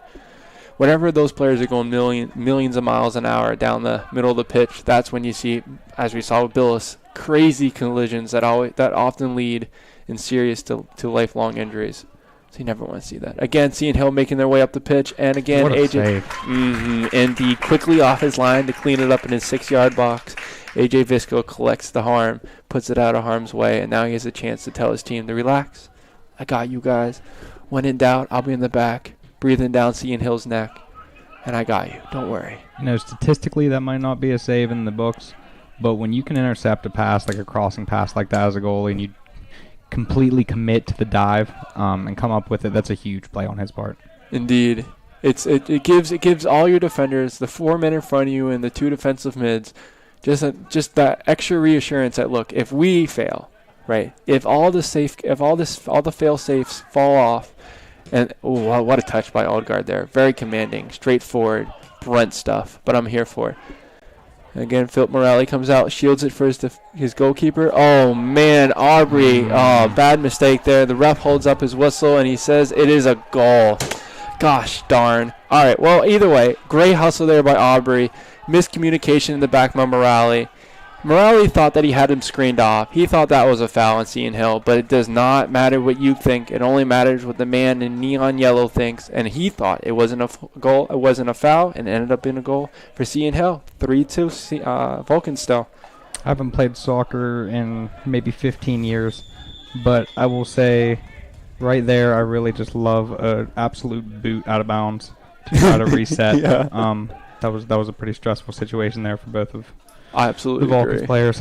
Yeah, I think looking back on it, when they watch back the film and they hear our wonderful voices over it, unless they're watching their huddle footage here, they'll hear me and you say that, when in doubt, when you're playing with a 3-1 victory, and if you're not 100% sure that you can screen them off and you can hold them off there, right? Maybe the ball doesn't have enough strength, doesn't have enough mustard on it to make it all the way to your goalkeeper. Just listen to Andrew's advice and just boot it out and avoid that goal, or just avoid that whole situation altogether. When in doubt, boot it out. When in doubt, boot it out. Well done again by Aubrey. He's been a star turn here for Seton Hill in the second half. That's 2 goals for him. He's on a hat trick now. And again, fingernails are going to start coming off as we chew them down here with 30 more minutes to play. That is a very, very, very long time, an eon, if you will, to hold on to a 1-goal lead against a team that's already proven that they can score twice against you, and they're moving with eagerness, authority, and purpose. And there's Christopher McNeil coming across to help Colin Wojtowicz clean the ball out of play. Redhead helping out Redhead there. Bravo. The freshman James Aubrey with his 2 goals coming out of the half, to not even be playing the first half and then to touch turf here in the second half and be such a game wrecker. Yeah. I mean, hats off to the guy, especially a freshman. Okay, now we got Rutger 2-on-1 here. Don't be dilly-dallying. Here we go. We're now down the middle of the pitch. Rutger puts the defender on his shoulder. Well done. Clears it out. Now relax. You have a goal lead. That's a foul. Oh, great turn. Play on, says the ref. Corey McCoy tries to find his options, and great job by Hollander to clean it up like A.J. Visco did just a short time ago. And again, we are off to the races here, out of the block. Seton Hill passes it up to Gandhi. Gandhi finds the middle of the pitch here. Aubrey turns, tells him to turn. Good communication there. Philip Arkart's going to screen him off shoulder to shoulder. A little bit of hockey duel there. And again, Riker's off. A great tackle there by I think that is number 2 for Seton Hill. And again, Gandhi down the left flank here. Eyes up Wojtowicz, finds the middle of the pitch. Oh, Audrey, wonderful in and out move, but Nebensky is equal to it. And Odgaard, our center back, is now leading the attack down the middle of the pitch. Tyler Sims is wide open on the flank. He finds him, breast cancer awareness on his feet. He looks up from the middle of the pitch, and he finds no one because he only sees 5 Seton Hill players, and Rutger all by himself, or Randall all by himself in the middle of the pitch waiting for the ball. Oh, man. Man, we are getting strung out here, ladies and gentlemen. Every player breathing with exhaustion, thick in his lungs. And again, No steal. oh, that's Zimmerman again? Similar statue to Gretz. Oh, he gets the ball back. He's going to take a rip. No, oh, he thinks about it. He brings it across. He still has the ball. Tyler Sim traps it, calms it down, brings it around. He eyes up the far left-sided post of the goal. Great shot, great save by Hollander again. Hey, without Billis on the pitch, the Vulcans still have an immense amount of bite. Oftentimes, I remember when Harry Kane played for Tottenham for all those years, and I had an immense fear that once Harry Kane left, that we would lack in terms of goals and offense. But yet, the Tottenham Hotspurs have found their way without their marksman. Now it's the Vulcans' turn. Can they find their way, their mojo, their confidence without their star-turned freshman sitting on the sidelines, harboring an injury? He's walking back and forth. He claps hands. He looks like he's eager to come back in. And I don't know if he will be making a return this game, but either way, the Vulcans have played some beautiful soccer here in his absence. Holding on, grasping onto a 3-2 lead. Aubrey passes it back unselfishly on a hat trick. Could have had a clean shot at goal there, but decided against it. Did the right thing overall there. The coach would applaud, but sometimes when you're the hot foot, when you're the hot hand, in any sport, whether or not it's a heat check in basketball, or I think it was Valdez last night or Alvarez last night for the Philadelphia Phillies, the closer. He was throwing some 102, 101 sinker pitches against the Diamondbacks. Some amazing pitching. Sometimes when you're just having a game like that, you just got to let it rip and just find out. All right, some substitutions here. Zimmerman comes off, who's played absolutely wonderfully at left back, and in his place comes Malachi Herdon, and I'm not quite sure who came on for Seton Hill. I think it was number 77? Number 77, Ethan Obilea? Sounds about right. Sounds about right. Out of Glenshaw. Freshman out of Glenshaw, PA. Again, here comes Vulcan. Seton Hill intercepts it. And that's Marker. He scored 2 goals against us last time we met away at Seton Hill. Another man to watch out for here. Yeah, they seem to have a lot of offense, or a lot of weapons on offense, this Seton Hill team. Especially right now. Their coach, it's sometimes freeing as a coach to know, like, look, we're down 2-0, so what's the last thing we need? Defense. It doesn't matter. I'm just going to put on my boys. Andre Ombry almost gets on the end of that cross again, almost finds his hat trick and takes a nice whack in his lower vertebrae. He's going to feel that one tomorrow. Still, he hobbles back. He gives it a thumbs up, thanks his crewman for finding him in the middle, but unfortunately to no avail. And again, Seton Hill knocking on that door. We're going to find out whether that door is made out of plastic, or actually vinyl, wood, or marble. And I really hope that it was forged in the Vulcan furnace and it's made out of nice, strong steel. But we're going to find out here. Can they hold them off with a 3-2 lead here for Vulcans? 25 minutes left. The last 10 minutes here, Andrew, have just felt like, 15, 20 minutes. How are you feeling? Yeah, there's still a lot of time on that clock, and I don't think the Vulcans quite realize that. They're about halfway through the second half, but there's still plenty of time. I mean, 3 goals have been scored in this half alone between the two teams, more than the first half in total. So there is plenty of time for this game to change. I didn't even think about that. That's right. In the last 20 minutes, we've experienced 3 goals, 1 for Vulcans and 2 for Seton Hill. 1 off the foot of Andre Billis, who's currently off the pitch, and in his place is Randall, number 23, now pressing the ball. And number 24, the pinch hitter for the Seton Hill Griffins, has scored 2 goals all the way. Well, not all the way. His goals weren't all the way from Great Britain, but he was all the way from Great Britain. And it's close enough in that sense, huh? Indeed. It is. It's a nail-biter here with 25 minutes left. Can Corey McCoy get to the ball? He does, and he clears it out for a throw-in to Seton Hill. Does his due diligence, showing some signs of fatigue, but Corey McCoy, the opening goal scorer for this evening, slowly recovers. He hobbles around, hands on hips. That man looks tired, but he will continue to fight on, because what else is there to do when you're holding on to a 3-1 lead, 3-2 lead that your star man gave you and risked his own life, health, and glory for it. Again, great step by Aldgard there, keeping the 1-goal lead still alive here. Bryce Gandhi, the last-second winner for Seton Hill against Mercyhurst, finds his teammate at the edge of the box. Aubrey tries to find number 3 Knapp on the outside there for Seton Hill, but it's cleared out of the way, I think, by Wojtovich, or whether it was by McNeil. I didn't quite catch it. And again, Seton Hill just pressing, trying to find that kink in the armor. That little moment of glory. It's a great ball. Is he going to get there? And no, not quite fast enough. It is what it is. A little bit too much mustard on that one. Indeed, just a little bit. Coming onto the field now, we have David Reyes, who's coming on for... Who's coming off? One of the 2 Reyes brothers on the soccer team. Indeed. I believe he's the older one. Who came off for him? Oh, over there. Oh, Corey McCoy. Corey McCoy came up. Corey McCoy was showing some signs of fatigue, and Reyes and him play similar positions, so it's a like-for-like change here.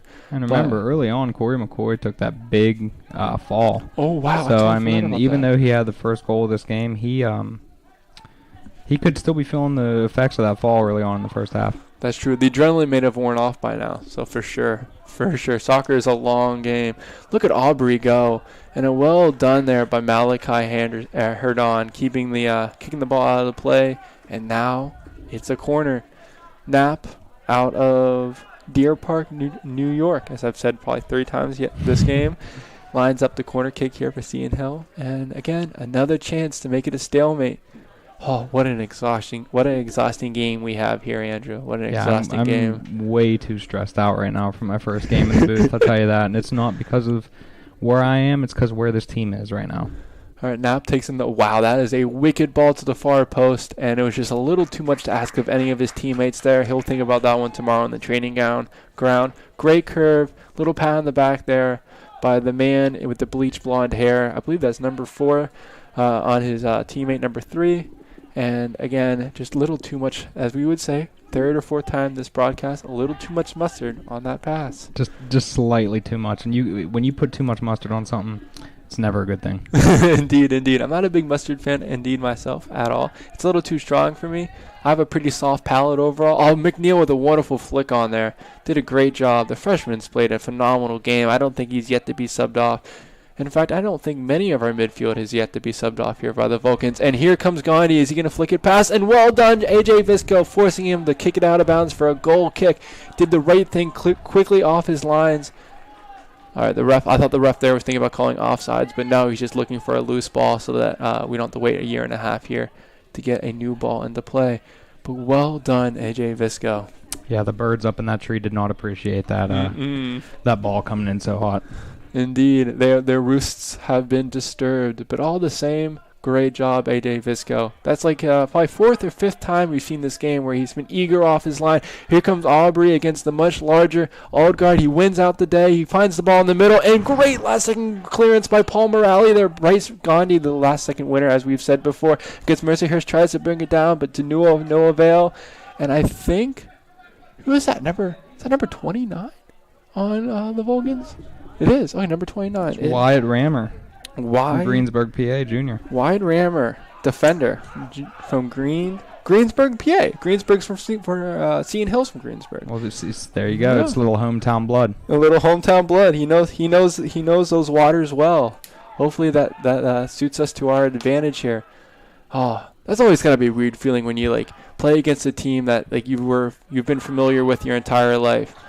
And now you have to play against them as the opponent. That's always going to be such an odd feeling. But it is what it is. And luckily he's on our team tonight. Probably has a little bit more of a motivation behind him now because of it. So, if anything, I'm sure he's hanging his hat on it. Oh, that's a good way of putting it. Indeed.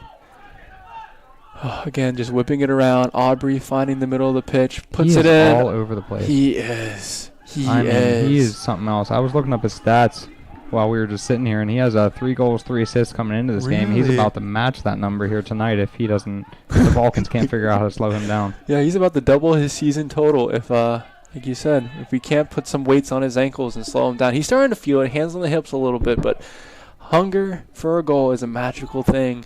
It is the fatigue's ultimate opponent. It really is. It hampers any feeling of tiredness. When you've already scored 12. Sorry, you're fine. You got to think that he, even him being slightly fatigued, he's only been in this game for 26 minutes. So that's true. 45 minutes longer, a lot of people have been playing than him, and he's still feeling it. So that just proves how hard he's going out there.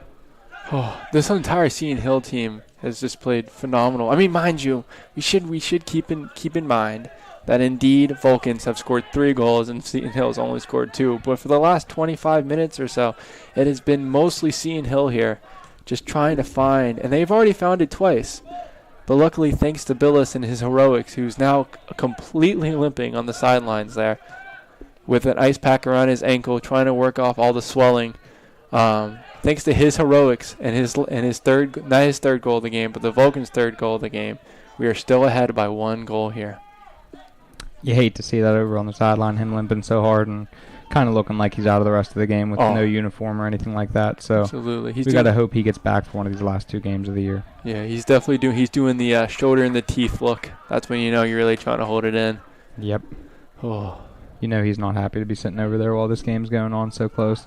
I have a feeling that's one of the few ways that he would ever be on that bench, is if he's injured and his body wasn't allowing him to be on the field. What a remarkable player and what a remarkable performance by him. I'm sure if he could borrow a foot or ankle from one of his teammates, he would gladly do so. I think we would all lend him one too. Oh, I would lend him mine. I mean, I'm only sitting in the broadcast booth up here. I don't know how much it would help, but don't foul. Yeah, foul. But I agree. I don't know how much worth. My knees are pretty weak. My ankles are pretty strong though. I have some bad knees. I'm opposite, so maybe we'll give him your ankle. Give him my ankle. There it is. I'm giving him your knee, and then he'll have a completely new cyborg leg ready to get the cookies out of the oven. We're always getting the cookies out of the oven. What a ball there by Knapp. Number 77 brings it down, tries to find it, and Malachi Herdon, again, great defending. Oh, that's a last-second kick there. Ooh, any bit later on that kick, I think the card would have been out of the pocket. But good, cheeky foul there by number 77, Ethan Opilea. That's definitely not how you say his last name. Opile, maybe? Opile? Something. Something. All I know is now that if I ever play soccer, my number is going to be 77 because it sure does look snazzy on the back of that jersey. It does. It really does fill out that black and gold jersey quite well. A little bit of Luka Doncic up in here. Indeed. Is Luka 77? I think yeah, I believe he is. Good shout. Yeah, he's 77, yeah. At least he used to be. I never know if they changed it. That's the last second tackle there by Reyes, and the ref doesn't see it. Luckily for us. Don't foul. Good job, Nabinski there. Number 8 in the middle of the pitch. He's done a remarkable job there. Him and Gretz have really maintained. And there's McNeil, the final of the 3 trio there. All 3 of them have done a remarkable job in the midfield here by the Vulcans, continually running, continually hustling throughout the entire game. Their legs must feel like cement at this point in the game. Oh, is this the breakthrough here? Aubrey lines up the shot, cuts it across onto his left foot. Good block, no handball, and AJ Visco comes out to clean up the ball. Well done, Vulcans. Last second stuff. Again, walking on glass, as Andrew would say. But we are lucky people up here in the broadcast booth. We are holding on to this 1-goal lead with everything that we have. Every time that Englishman, Audrey, touches that soccer ball on our side of the field, I get a little bit stressed out. Indeed. Same here, amigo. Oh, great ball. Is Reyes going to track it down? He is. This is how almost all of our goals have come from the flank to some extent or not. Reyes tries to get past number 3. I want to say, no, that's definitely not number 3 there. Oh, great job by Wojtovich, who played, I believe, winger in high school. At least that's what John says. That's a foul. No way, ladies and gentlemen. Clearly late. Got the ball passed, and the ref is not having any of it. To be fair, overall, the ref is allowing them to play ball throughout this entire game. We saw it with the second goal by Aubrey, where could have been a foul, but I really don't think so. I think, as Andrew said, should have just cleared it out of bounds there, but 50-50 hindsight, or 20-20 hindsight, I should say. Oh, here's Aubrey in the middle of the box again, tries to find it, and what a save by AJ Visco! Oh my goodness gracious! Gandhi has the ball. Number 8, Marker has the ball now, and now it's cleared out. What? What a clear! What a clear!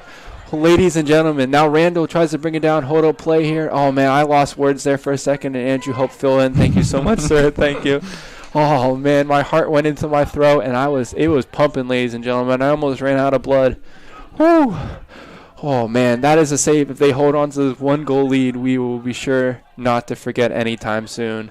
This is me politely asking James Aubrey to calm down. Yes. Because he is making me way too anxious in this broadcast booth right now. Indeed. He is having a half, let alone an entire game to remember. Oh. He has been the difference maker so far the second half, and here he is again on the ball, all the way from England. He's dancing again. He still has the ball. Moments to score, and AJ Visco again is equal.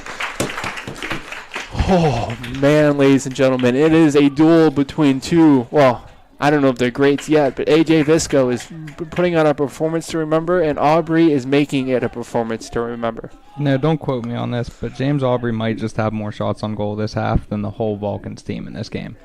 No, I mean he is just a menace down there right now. I think you may have summed it up. I think you hit the nail on the head there, Andrew. Reyes tries to get past. He looks at the ref for a foul. It's never a foul. Not today, not tomorrow, and not on any Tuesday. Get up. It's all good. Move forward. And again, the Seton Hill moves forward. Again, they cut across the middle of the field. And Nabinski there trying to clean up the act, trying to slow down the counterattack by Seton Hill. But they press on, forward by forward, step by step, ball move by shimmy by shimmy. He tries to fill behind the middle pitch. Again, it's Aubrey, the man who most likely is out. Foul? Oh, okay. We have some subs here, and I believe that's just an out-of-bound throw-in for... I think the Vulcans. I think we have... Is that David? What's his name? Daniel. Daniel. You know, I was looking through the roster earlier, and I really thought that there was a typo there, but that is one of the coolest names Yes. You know, if you're gonna have two names, I don't see a better one than Daniel. No, absolutely not. When I was a kid, young in my youth, great touch there by Daniel.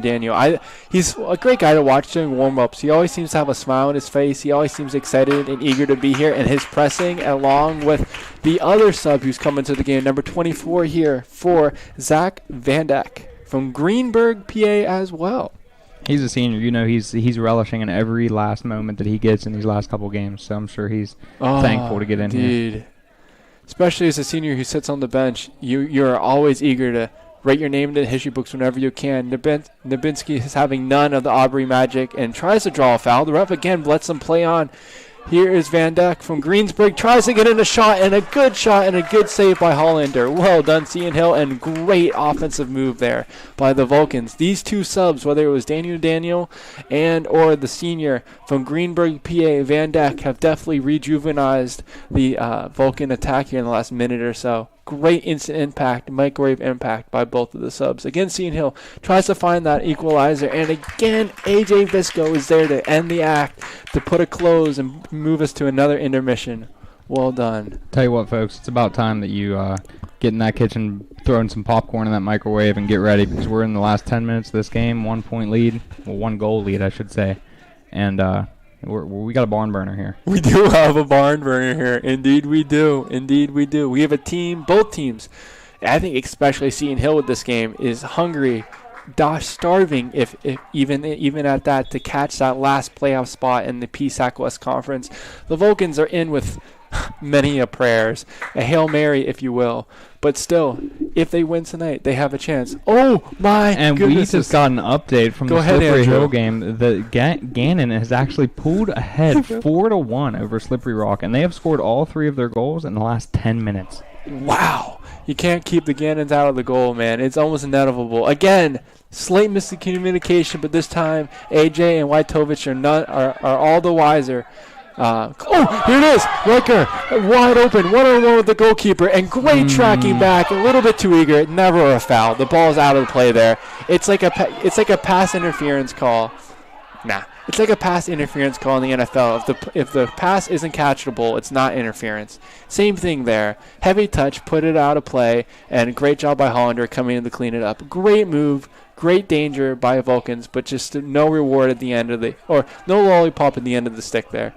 Exactly like you said. It was just a heavy touch. I mean, he was excited. He saw he had a lot of room in front of him.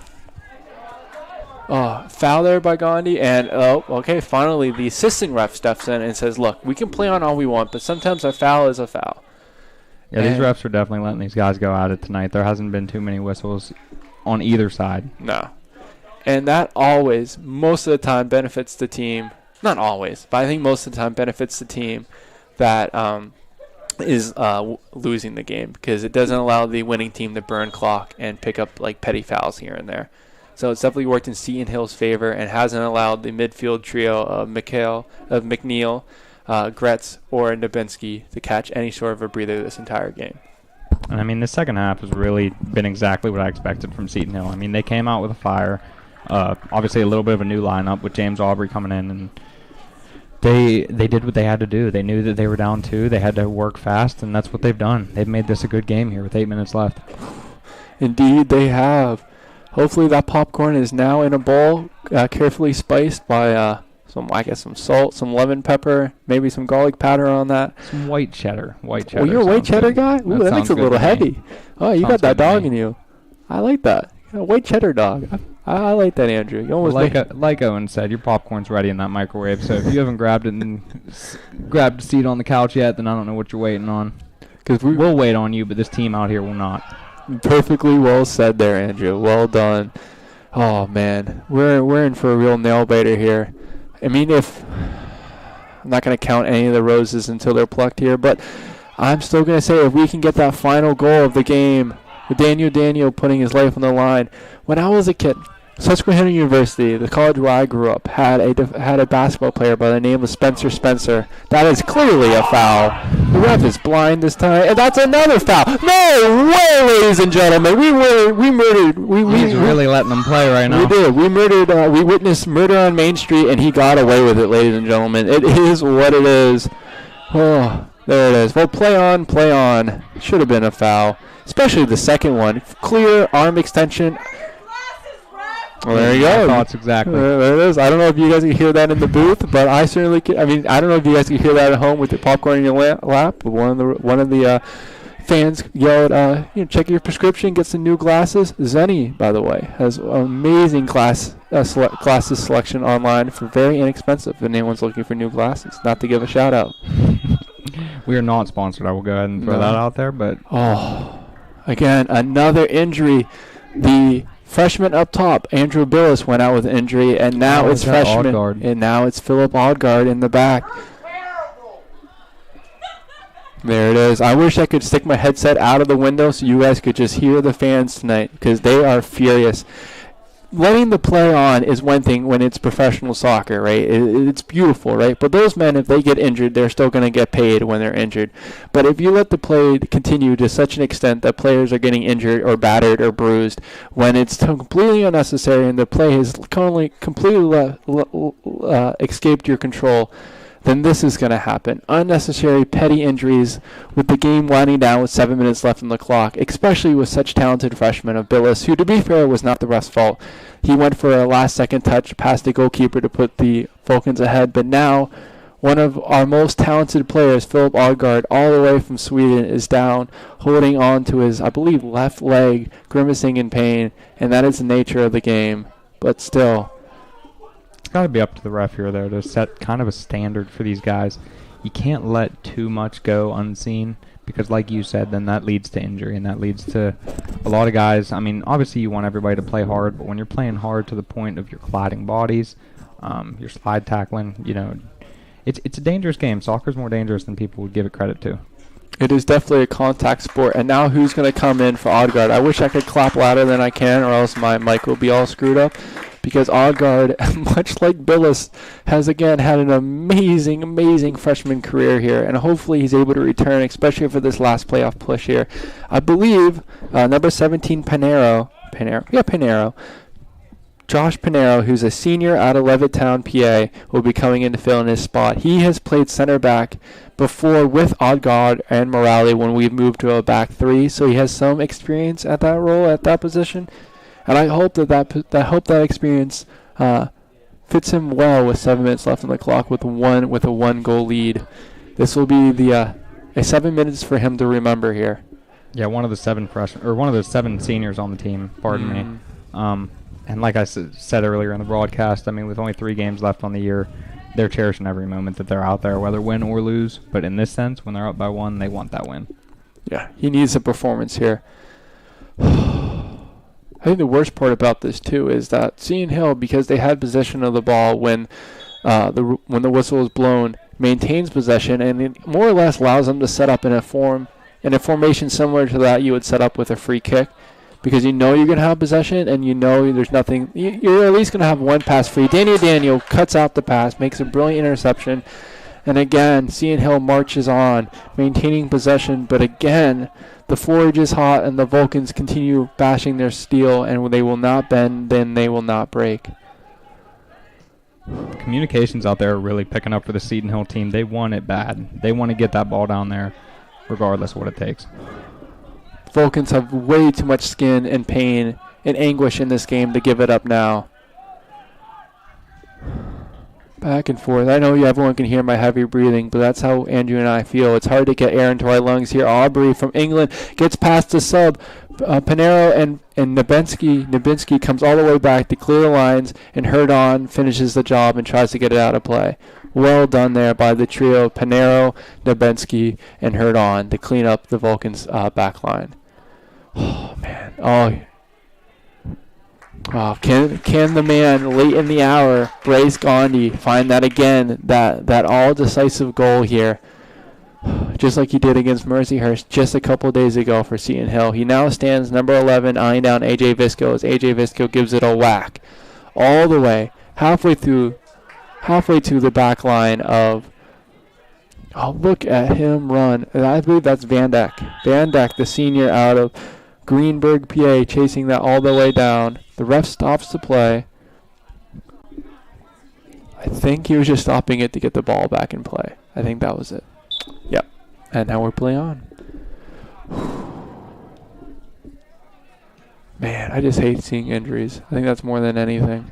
And we've seen 2 crucial ones here for the Yeah. Vulcans with both Ogdard and Billis. Andre. Yeah. I mean, both of them have been such key playmakers for the Vulcans all year long. For them to not be here for the last 5 minutes of this game is crucial, and the guys behind them need to pick up the slack. They really, really do. Morale will be manning that back line. Pinero against the man that is hot, Aubrey. Wow, well done. Great tackle in the box. Takes immense courage to do that. McNeil lets Herdon know that that was a game-deciding tackle there. The amount of cojones that you must have to make that tackle in that position where you could very easily give away a penalty. Herdon played with his heart in his throat there, his heart on his sleeve, and risked it all to clear out the lines and get us a goal kick. And freshman McNeil let him know. That was risky. I mean, you make just the slightest bit of contact and that guy sells it. It's a penalty kick with just about 4 minutes to play that could tie this game up. Oh, if you're Seton Hill coach here, Andrew, and let's say you win that penalty, which is obviously at this point a clear hypothetical, are you letting Aubrey take it, or are you letting Bryce Gandhi again take it? It's up to you. I think if you're not letting Audrey take it, then there's a problem, because that guy has been absolutely on fire. I don't know who their main penalty kick guy is, but look at this little run here by the Vulcans. They have a chance to maybe capitalize on it here. Oh, man. I thought, is it a corner or is it a goal kick? Corner or goal kick?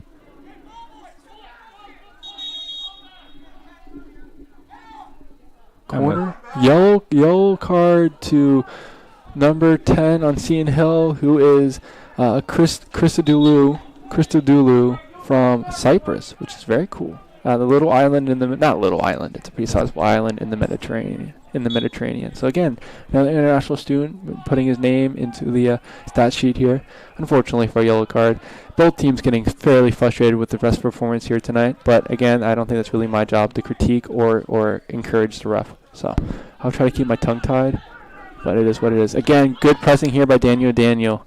He has to. He's no other option. These front 3 guys here, Randall, Daniel, and Van Dijk on the other side, have an immense, crucial role here to keeping the weight, the pressure, and the offense of Seton Hill off their back line, who is now hampered without Odgaard. And well tackled there by Van Dijk on the outside left flank there of the Vulcans. Again, those 3 guys just must protect their back line. They have no other option. And those guys coming into this game as substitutions is a big advantage for the Vulcans, because they got some fresh legs. I mean, you look at Daniel. He was running back and forth like he was doing a basketball defensive slides drill or something, and I mean, he looked good. So it's nice to have some guys with some fresh legs out there to help prevent any goals. This is what we need right now, just a bunch of fresh legs, a bunch of movement. Number 3, Nap here. Daniel, like you said, hustling back, doing his due diligence and napping the ball away from Nap.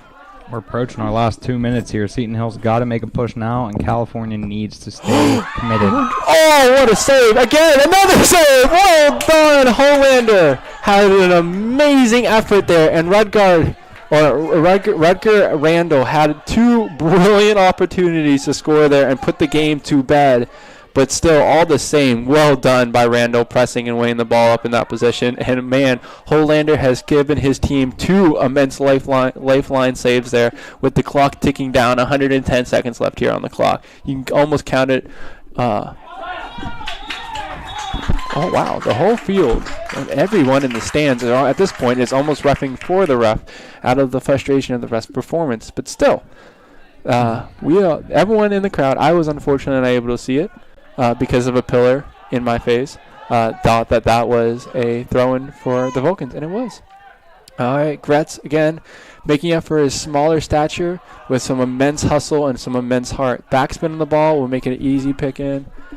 Oh, this might be our souvenir here, Owen. Oh, well, maybe. It's close. It's close, Andrew. It's close. Oh, back and forth. Everyone up for Seton Hill. They have no other option at this point. If they want to make playoffs, they have to win this game. Oh, there it is. Morale enough clear. Mm-hmm. That's all you need. Under a minute left here to go. Fall on it, AJ. Fall on it. There you go. Take a short little nap. Take a breather. Take 20 winks. There's no rush. Andrew, no matter how this game ends, I want to let you know it's been brilliant being in the booth with you. It's been an absolute pleasure, and it would be an immense pleasure if we could end this with a win. Yes, indeed. We have worked so hard for this victory here. 3-2, 20 seconds left. Daniel dinks it up to the outside corner. Van Dijk, is he going to be greedy or is he going to go to the corner flag? Go to the corner flag. Burn that clock. Van Dijk tries to shimmy his way past, and it's a goal kick. Yes, indeed it was. But Savage is now making his way. He's yelling at the ref about something. And that's it. Nope, 2.5 seconds left. And what is going on here? Oh, that's all right. The refs the fans want to make it back to Dairy Queen before it closes here with 2.5 seconds left. The ref stopped the ball just to get a new ball into play. He's now yelling at the ball boy for something.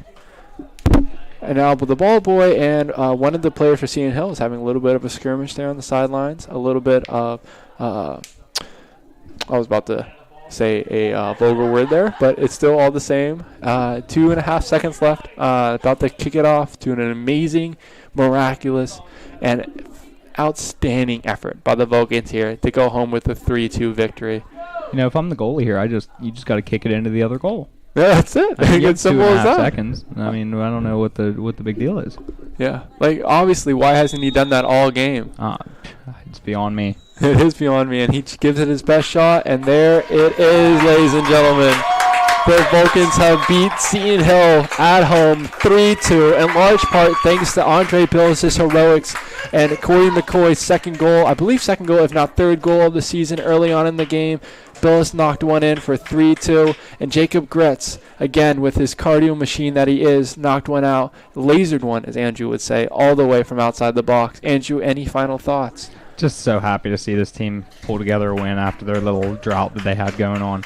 And, could still be a hypothetical, but we kept our playoff chances alive. Slippery Rock did fall tonight. If all the dominoes fall into place at the correct time, you never know. We are never out of it until you're out of it.